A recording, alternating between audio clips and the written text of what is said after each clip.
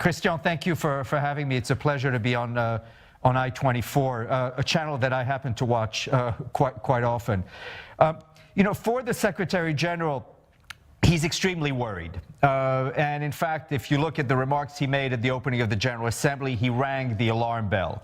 He's worried about the direction of the world. If you look at the way we're tackling climate change, if you look at the way we're tackling the COVID pandemic, there is a gulf of mistrust between member states, which is hampering the response to these problems that can only be resolved through multilateral action. Stephane, according to the UN, according to you, how COVID-19 and even the climate change you alluded to might have impacted the world? The pandemic has impacted all of us in every facet of our lives, our personal lives, our professional lives. What it has shown, it has impacted all of us in very different ways. It has laid bare all the inequities, all the inequalities that existed beforehand and made them worse. But what you have to understand is taking care of your own people also means taking care of others who may, in other countries, who may not have access to the vaccine. Because unless the virus is wiped out everywhere, none of us will ever be safe. Got it. I wanted to allude to another thing right now. Among all the conflicts which have erupted, which is the one looking the most explosive to the UN, to you, and to the Secretary General? Well, there are a number of crises that we are extremely worried about. Obviously, Afghanistan, to bring humanitarian aid, to bring stability to Afghanistan, all the while guaranteeing the human rights that have been so hard fought for, especially for women and girls.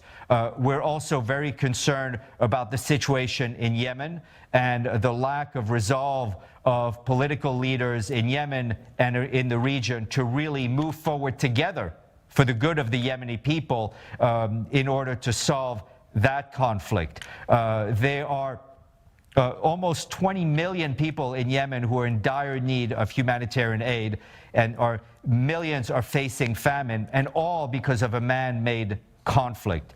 The other place I would want to talk about is the situation in the Sahel. We have seen a growth of activities of terrorist groups, of non-state actors, threatening the people of the whole region.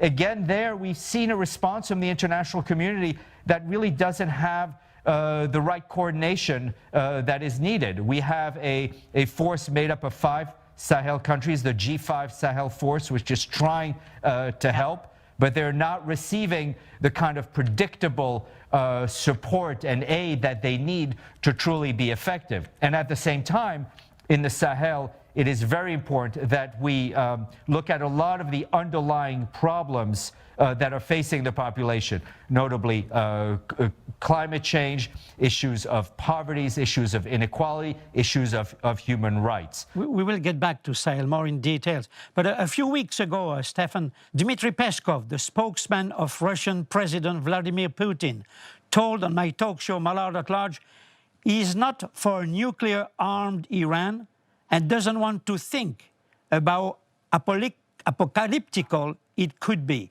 Would you agree with this view? Well, from the Secretary General's standpoint, what we stand for is complete denuclearization around the world.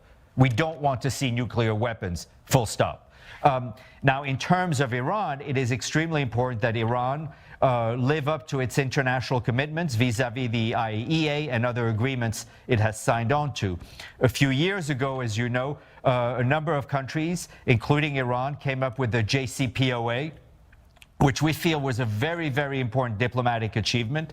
Now, we know that the JCPOA has suffered in the last few years for a number of reasons, but we still believe that it can be salvaged and that it is a way to bring stability to a region which is volatile as it is now, and which is also whose stability is also vitally important to the world as a whole. Obviously, Iran cheats and has been violating the nuclear agreement since May 2019, according to the IAEA. They tried to gain time with hypothetical negotiations and speed up the nuclear program. As many nuclear experts say, do you think Iran will get the nuclear bomb by the next 2 to 3 months? I'm not in a position to predict what may happen. It's not my area of expertise. But what I can tell you is that we've seen some progress in terms of agreements between the IAEA and Iran, but it is important that they fulfill all of their agreements, right?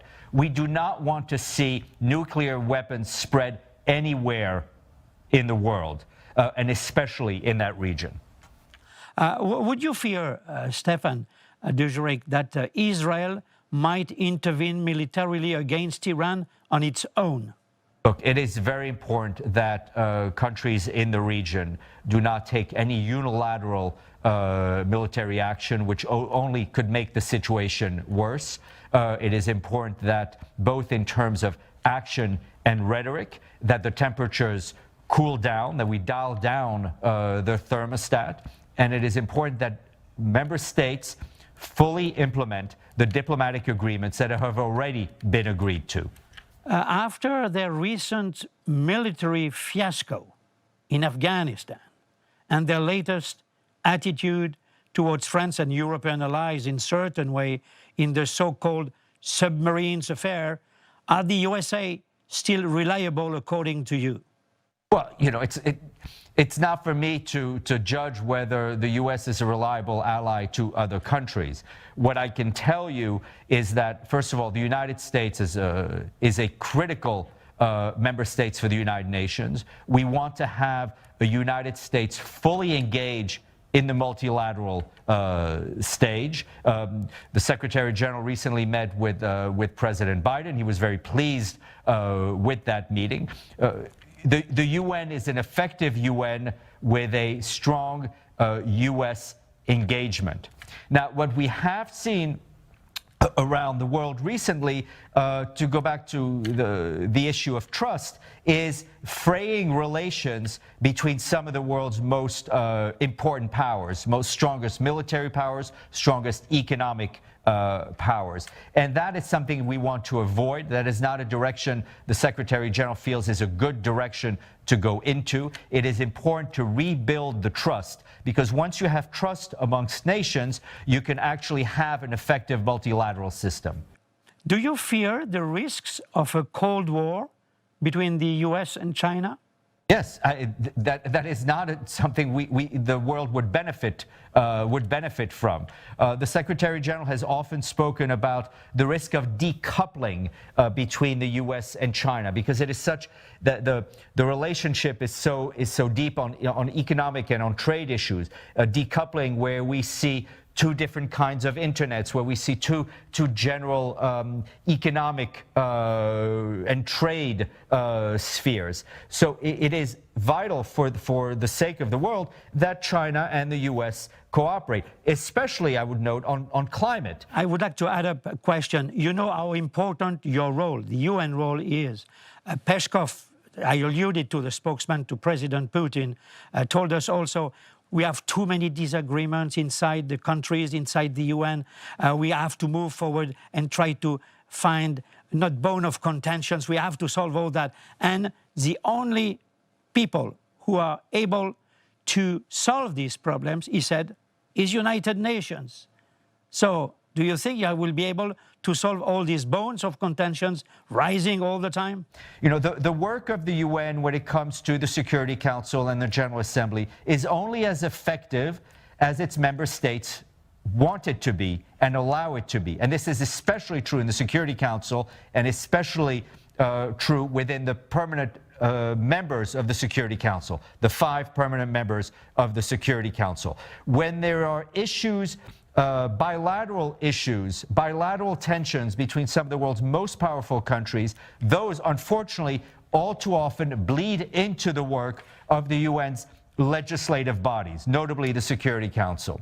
So Mr. Peskov is completely right that the UN is the place to solve these problems. But it is also important for your viewers to understand that while the Security Council, to just name one legislative body, is paralyzed, The humanitarian work of the UN continues unabated. I mean, we have seen to take Syria, for example, we have seen the deep divisions in the Security Council on Syria, but that has not stopped the UN's humanitarian work in Syria.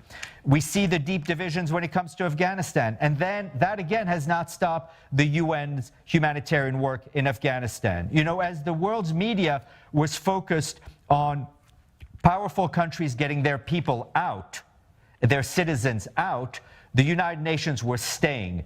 We never left Afghanistan. We've never left Afghanistan since the late 40s, and we will never leave the Afghan people alone.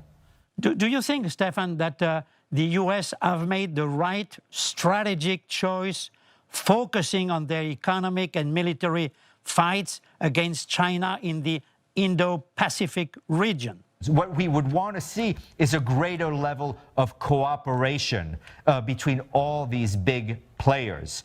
In Afghanistan, it's clear we are back to 20 years ago with the Taliban, which killed and slaughtered people. Don't you fear it's going to be a new springboard for terrorists like Islamic State, Al-Qaeda, against Western interest in the region?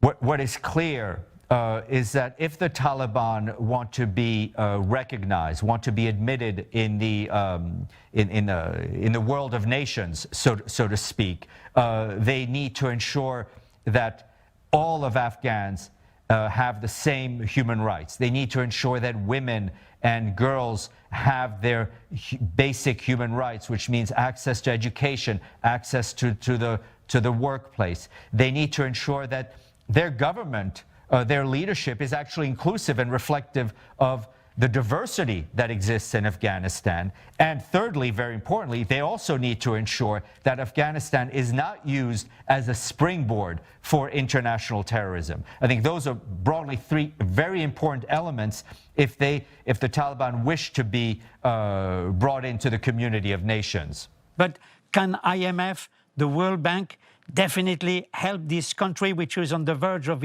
having a chaotic economy and wants to be respected abroad? Can they help them as long as they slaughter and they kill and they are back with the burqa for the women and the way they treat them? It's unacceptable.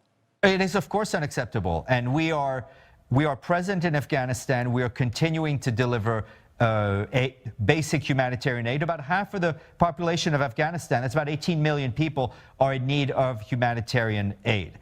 But in our dialogue, in our conversations with the Taliban, we are making things very clear, especially when it comes to human rights. But I think, as the Secretary General has said many times, let's be clear here. If the international community, which spent trillions of dollars, of pounds, of euros, whatever currency you want to use, sent in tens of thousands of soldiers into Afghanistan and was not able to solve some of the basic problems of Afghan society, the United Nations, with its small humanitarian presence in Afghanistan, is not going to solve those problems that were not solved in the last 20 years. But Stephane, would you share the worries of, for instance, I have heard them, the Russians, the Chinese, worrying about the rise of Islamism in the area close to their frontiers, in Tajikistan, Turkmenistan, and having all these Islamists who are going to get inside the Afghan territory? We are very concerned about the possibility of Afghanistan being used as you said, as a springboard, as a hideout, whatever term you want to use, for international terrorism. And it is the responsibility of those in power in Afghanistan to make sure that does not happen. You alluded to Sahel region previously. Is this region where France and its Barkhane military operation against Islamists is ending slowly but surely? Is it going to be the Afghanistan of the French, in spite of the denial of the French Secretary of Defense, Madame Parly? Our concern is that terrorist groups and extremist groups may see what has happened in Afghanistan and may look to that as an example of what they can achieve. And that is why it's extremely important that the international community support the countries of the Sahel. And in Mali specifically, we are very present with a peacekeeping force, which, as you know, has suffered tremendously from terrorism, has been the target of terrorist groups. And we have lost a large number of blue-helmeted peacekeepers in that conflict. But, Stephane, would you be worried to see the French leaving the area in the hands of this Islamist wave, going not only to Sahel region and the other countries of the area, but also to the Maghreb countries, Tunisia, which is very weak, Morocco, Algeria, and then southern part of Europe, where France is? Why are terrorist groups, whether it's Boko Haram, ISIS, or others, getting a foothold in those areas? It has often to do with the fact that state institutions have withdrawn from those areas. It has the fact to do with the inequalities within those countries. It has to do with climate change very often, where because of the encroaching desert, because of climate change, people are poorer and more vulnerable to getting assistance from terrorist groups because the state institutions have withdrawn. So, I think the focus on the military, on what the French will do as the central piece of the whole region, I think is the wrong focus. It is an element, it's an important element, but one has to step back and take a much more holistic approach. Let's go to the Israelo-Palestinian conflict. It seems to be endless. Like many countries in the world, in the Middle East, in Europe, at the White House with Joe Biden, also the UN asked for two-state solutions. But we can see that Israel refused. Can there be another solution according to the UN? We are, as you said, we continue to be proponents of the two-state solution, which is embodied in a number of UN resolutions, Security Council resolutions. But we're also not blind, right? It is clear that as time moves on, as actions are taken by various sides, we are moving further away from that goal. But if no party comes to a solution, don't you fear it might really explode in this region? Look, there is always the threat of things getting worse in conflicts that have not been dealt with, or in areas where tensions and have not been dealt with properly. And I think the fear of more violence is something that should drive leaders on all sides to focus on what the future would look like. And we believe it needs to be a two-state solution. Another point is what looks like the annexation of Lebanon by Hezbollah, which is a state in the States, and Iran, a danger for the stability of Middle East and the area. We're very, very concerned about the situation in Lebanon. Lebanese political leaders have not committed to the necessary reforms that will answer to the needs of the Lebanese people. I mean, every day we see horrific reports about the humanitarian situation in Lebanon, which is a country that, with the most amazing people, should be a healthy and thriving country. It is critical that Lebanon extend its full state authority throughout its country, but it needs to have a strong government that responds to the needs and aspirations of its people. But Stephane, how can you expect to have a strong government which is totally corrupted, unreliable? General Aoun is a hostage of Hezbollah. The president of National Assembly is the same thing. The whole bunch of people who are not reliable at all. How can you save, how can the United Nations, and maybe IMF, World Bank, I don't know, can save Lebanon from a humanitarian political disaster? Well, we are doing what we can in terms of supporting the Lebanese people in humanitarian ways, but that's a Band-Aid. But at the end of the day, and this applies to so many countries around the world, leaders of various factions will need to wake up and come together and realize that they need to act in the best interest of their own people. And what I mean of their own people is all the people in Lebanon, because the crisis can only get worse if they don't. My last question, Stephane, will be a short question. Facing this crazy, unpredictable, and even irresponsible world. Does it happen you and the Secretary General sometimes feel powerless and desperate? Well, I think as the Secretary General recently says, he often goes to sleep angry with the world, but by the time he wakes up, he's reconciled. And I think in Antonio Guterres, we have a Secretary General that is extremely determined to move this organization forward and to keep, as I mentioned, to keep all the players on the playing field moving in the right direction. Because if member states do not come together to deal with COVID, to deal with climate change, to name just two, it's very hard to imagine how those critical, life-threatening issues for the world will ever get solved. So the world will stay or will become more again a powder keg? Well, I mean, I think the world has always been a dangerous place, but the United Nations is here to help meet the aspirations of the people the world over for a better future, for a future free from war, free from hunger, and a future where their human rights are ensured. Stephane Dujarric, I want to thank you very much. I appreciated your outspoken way of seeing things in this world. I'm sure we will have other opportunities to see you again and try to explain the ongoing developments of this world in danger. Many thanks again. All the best to the UN, to the Secretary General, and to yourself. On I24 News, Malard at Large. Many thanks. Thank you.